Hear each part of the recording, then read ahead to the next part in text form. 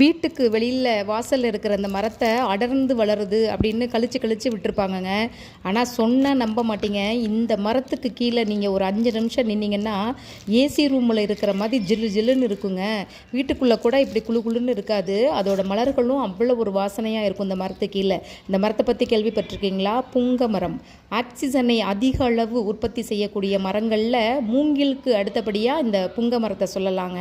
இந்த புங்கம் மரம் யார் வீட்டு வாசலில் இருக்கோ அந்த வீட்டில் உள்ளவங்களுக்கு சுவாச பிரச்சனைகள், நுரையீரலில் அந்த தேங்கக்கூடிய கழிவுகள், சுவாச பிரச்சனை அதெல்லாம் எதுவுமே இருக்காதுங்க. அந்த மாதிரி ஒரு அருமையான மரம் இது.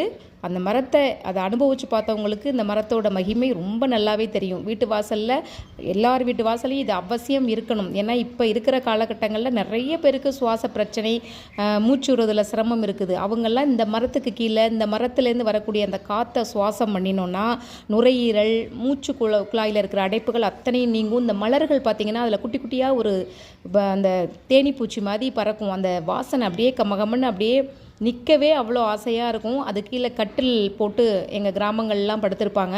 இப்போ இந்த மரத்தை எல்லார் வீட்டு வாசலையுமே வளர்க்கலாம். இது ரொம்ப பெரிய நீளமாக வளராது, ஒரு குறிப்பிட்ட அளவு தான் வளரும், நல்ல படர்ந்து வளரும், நிழல் நிறைய தரும். அதனால் இந்த மரத்தை அவசியம் வீட்டு வாசலில் வைங்க.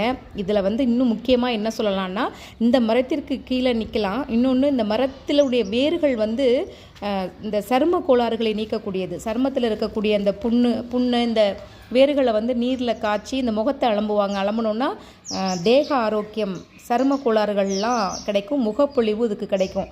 அது மாதிரி புங்க மரப்பட்டையை இடித்து நீர் விட்டு காய்ச்சி பருகினால் இந்த மூல நோய் இருக்குது பார்த்திங்களா, அவங்க இதோட பட்டையை கொதிக்க வச்சு குடித்தா ஈஸியாக அந்த மூலம்லாம் வியாதியெல்லாம் குணமாயிடும்.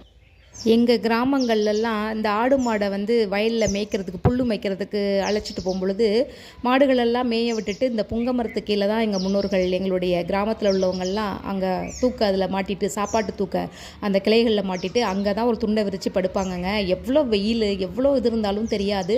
அழகாக ஆடு மாடு மேய்ஞ்சதுக்கப்புறம் அழகாக வீட்டுக்கு வருவாங்க. உடம்புல எந்த பிரச்சனையுமே இல்லாமல் இருந்தது. ஆகவே மக்களே, இந்த புங்க மரத்தை பற்றி தெரிஞ்சவங்க கமெண்ட் பண்ணுங்கள். இது எவ்வளோ ஒரு மகத்துவம் வாய்ந்ததுன்னு உங்களுக்கு தெரியுமா? வீட்டு வாசலில் இருக்குதா? நீங்கள் இதை வளர்த்துருக்கீங்களா அப்படிங்கிறதையும் எனக்கு கமெண்டில் சொல்லுங்கள். பிடிச்சிருந்தா ஒரு லைக், ஒரு ஷேர், ஒரு கமெண்ட் பண்ணுங்கள் மக்களே. தேங்க்யூ.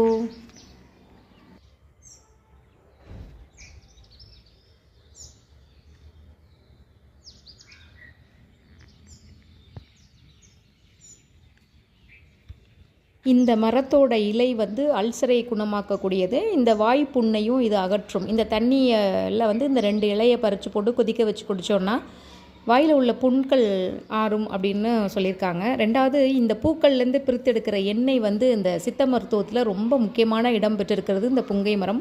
இந்த பூக்கள்லேருந்து எடுக்கக்கூடிய எண்ணெய்கள் சருமத்தில் நம்ம